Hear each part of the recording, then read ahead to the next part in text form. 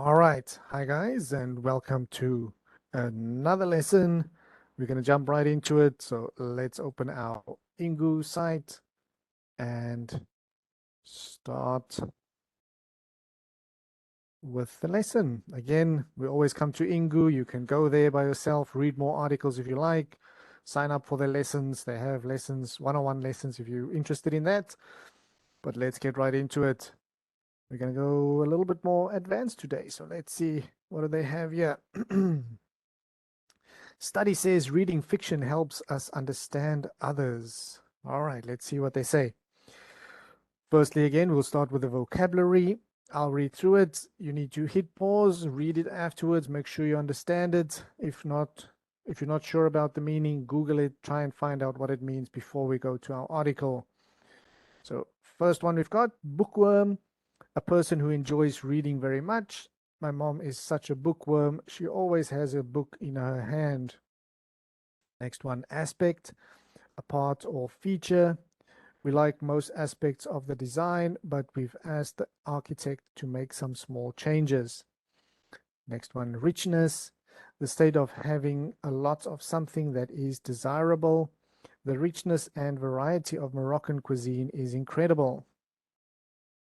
Next word, wisdom, the quality of having a lot of experience and knowledge. My father gave me a few words of wisdom before I went off to college. Then we have perspective, understanding of how important things are in relation to each other. Sometimes talking to others can help put your own problems into perspective. Last one, empathy, the ability to understand another person's feelings, experiences, etc. Reading to children can help them develop empathy and compassion. Okay, so let's go right into our article then. Again, I'm going to read this. You can hit pause after each paragraph, read it, and make sure you get the pronunciation right. So let's get right into it. The study says reading fiction helps us understand others. Were you a bookworm at school? Well, according to recent research from the US, reading fiction at a young age could give us a more complex view of the world and allow us to better understand other people's lives. This is particularly true for literary fiction, which is generally considered serious stories that doesn't fit into specific categories like romance or science fiction. Literary fiction usually focuses on people's lives and the social and political issues that may affect them. The researchers based their conclusion on 4 surveys of adults in the US. In all 4 studies, participants were asked about the type of reading they do, as well as about a different aspect of the way in which they see the world and see themselves. The first study found that among more than 350 Americans, increased reading of literary fiction when growing up was connected with greater psychological richness. This might mean having an open mind and trying to gain wisdom in life. In the second study, the researchers said that among around 2,200 university students, those who read literary fiction were less likely to simply accept authority. The third study found that reading any fiction as a young person gave people a sense of perspective and empathy. Around 1,500 participants were involved in this one. Finally, based on results from the fourth study of around 1,000 people, the researchers concluded that people who read literary fiction early in life were more likely to have a complex worldview. Whether or not participants reported that they were currently reading literary fiction did not affect how complex their worldview was. This suggests that reading as a young person has more of an impact. The authors said that fiction is a useful tool for understanding that the world is a complex place full of differences. They believe it could even provide us with skills to live in democracies that include all sorts of different people. Okay, interesting. Well, let's have a talk about that. Oh, discussion questions. Again, I'll read it. You can hit pause either before or after I answer, and answer it yourself. See if we might have some similar views. Maybe we have some different views. Um, Or if you want to answer it afterwards, you can see, do you agree with what I said, or maybe you want to add something different. So try and answer it like a discussion. Number one, what are your thoughts on the findings of the study? Yeah, I wouldn't disagree with it. I'm sure reading, if you're reading a character, a lot of times they would tell a story. So you obviously, as if you read a story, you put yourself in that person's position because he's telling the story. So you get the background, you get the feelings, you get all of these aspects, and you each character might be different. So you get to know different characters, you get to see different perspectives, and yeah, of course that will help. Yeah, that's what I would say. Were you a bookworm growing up? Has this changed over your life? No, I was not. I actually was not a bookworm at all. I didn't like reading. Um, but I did. I liked reading cartoons at a young age. Um, then as I got older, I didn't really. I still read comic strips and things like that, but I didn't read any like fiction novels. Even in school, I didn't like reading that much. Enjoyed watching a movie. It just felt more relaxing. Um, but then after school, I really enjoyed reading, but not fiction. I like nonfiction where I can learn something about. I love reading about personalities or the way people, psychology, way people think and act and do things. So I enjoy reading nonfiction. Now, as I'm older, younger, I don't like reading at all. Number three, what books would you say have had the biggest impact on your life? Probably I really enjoyed Outliers from Malcolm Gladwell. That was a great book. Gave me a lot of perspective about a lot of things. Yeah, I would say that one. Who are the biggest readers you know? What kinds of books are they into? Biggest readers I know. I mean, I have a student she's an author and she loves reading. So she reads a lot and then she obviously writes a lot too. So yeah, I don't know if that would count. Number five, who would you say are the most open-minded people you know? Oh, with, without blowing my own horn here, probably me. I'm very, very open-minded.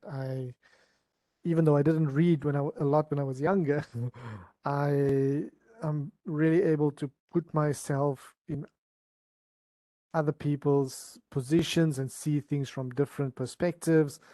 And even even if it's not a situation where I need to put myself in another person's shoes, I can always look at things from a different angle. So m-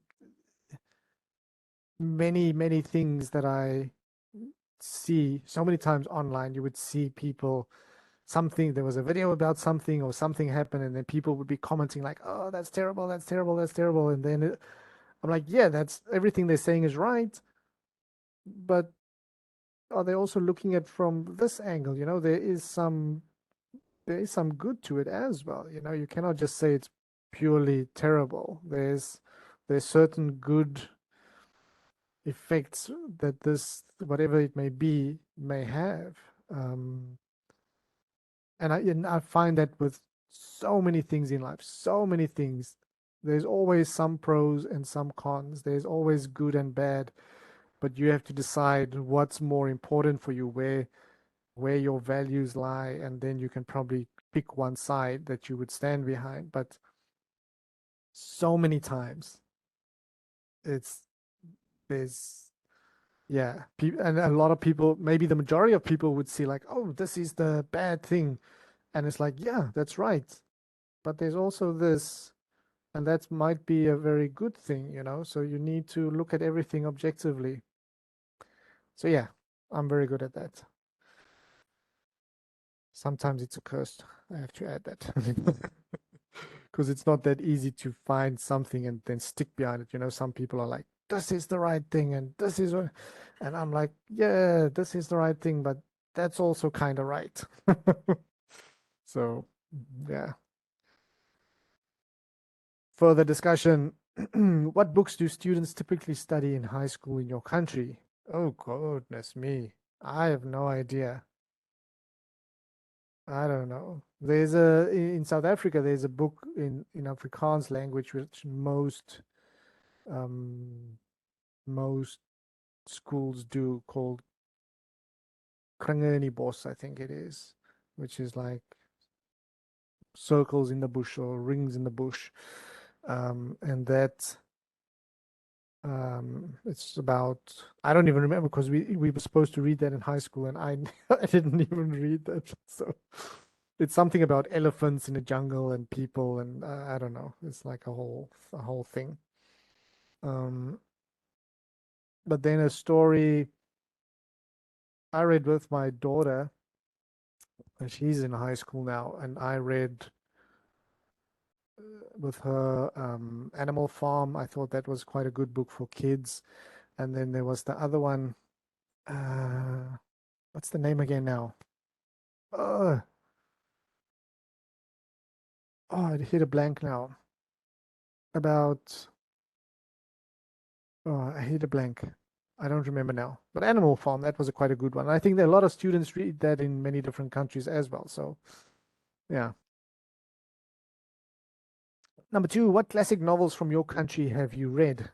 From my country, I would say probably that Kringeni Boss is a very famous book, and they usually read it in high school. Don't ask me anything about it. It's something with elephants. Yeah. What English language classics would you like to read someday? Um, reading classics.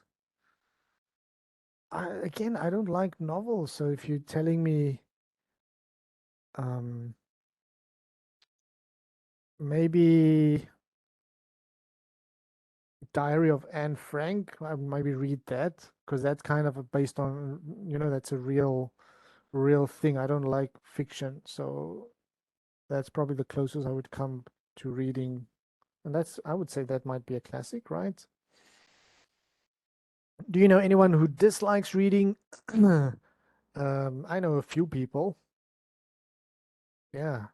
Like I said, I'm not the biggest fan of reading because it just takes so much time and kind of, especially if you read nonfiction, then you have to concentrate because you're reading it to learn something, it's not just like you're watching a movie sitting and you can kind of just switch off. So you have to kind of concentrate. And a lot of times when people read, they want to relax, and I can't balance those two. So yeah. All right, last one. A reader lives 1,000 lives before he dies. The man who never reads lives only one. George R. R. Martin. What are your thoughts on this statement? That's very true. That's really true. But you could say the same for a man who watches movies lives 1,000 lives before he dies. The man who never watches the movie only lives once. I don't know. I mean, that you could say the same thing for that because you're experiencing these different lives, these different stories. So it's true. I guess it's true. All right. Well, that's again it for this one. So yeah, that's it. That's it. I always tell students, to practice reading, continue reading, but you're reading to, again, you can read articles, you can read books. So you're reading for the purpose of either entertainment, if you're reading a novel or learning something. And if you read in English, you are practicing your English skills with that. So, you're doing multiple things at the same time. So you could find some benefit out of it. But again, when you're reading in English, you have to concentrate, you have to think, what does this word mean? What's the context? All of these things. So if you watch a movie, it might be easier, and you're still listening, you're still hearing. Maybe you hear different accents. Maybe it's not just an American accent, maybe you hear British accent, maybe there's a French person in the movie. You hear some Russian guy speaking English, so you hear these different accents, and that also helps sometimes. Doesn't help you just hear an American accent. You need to understand everybody when they speak English. So that's also good. Not just reading, you can watch movies too for learning and improving yourself. All right, well, that's it for this one. So see you guys next time. Bye bye.